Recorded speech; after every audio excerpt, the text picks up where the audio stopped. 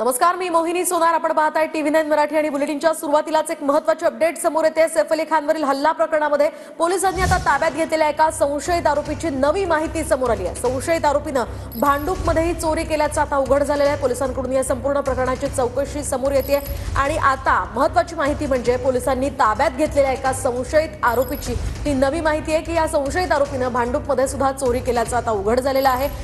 आपण पाहतोय सध्या या दृश्यांमध्ये हा संशयित आरोपी आहे.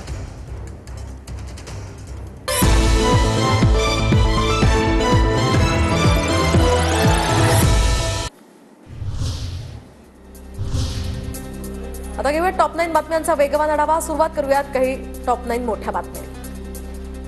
हल्लेखोर घरामध्ये आला आणि हाणामारी झाली. हल्लेखोर प्रचंड आक्रमक होता. सैफ अली खानवरील हल्ल्याप्रकरणी करीना कपूरचा जबाब नोंदवला.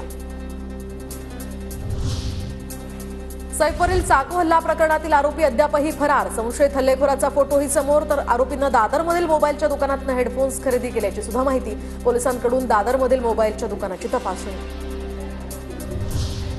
पोलिसांनी ताब्यात घेतलेल्या संशयित आरोपीचा सीसीटीव्ही व्हिडिओ समोर. संशयित आरोपी हल्लेखोर नाही, हल्लेखोरासारखा दिसणारा आहे.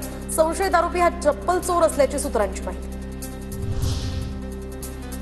सैफवरील हल्ला प्रकरणी आतापर्यंत 40 ते 50 जणांची चौकशी. सैफवर हल्ला होऊन 3 दिवस उलटले तरी सुद्धा अद्याप आरोपीचा पत्ता लागेना. सैफ अली खानला लीलावतीमध्ये पोहोचवणारा रिक्षा चालक हा भजनसिंग राणा यांचा पोलिसांनी जबाब नोंदवला. तर जबाब नोंदवण्यासाठी भजनसिंग शर्मा हे वांद्रे पोलीस ठाण्यात. आरोपी वाल्मिक कराडच्या जामीन अर्जावर आज केस कोर्टात सुनावणी. कराडला खंडणी प्रकरणामध्ये 14 दिवसांची न्यायालयीन कोठडी सुनावली होती.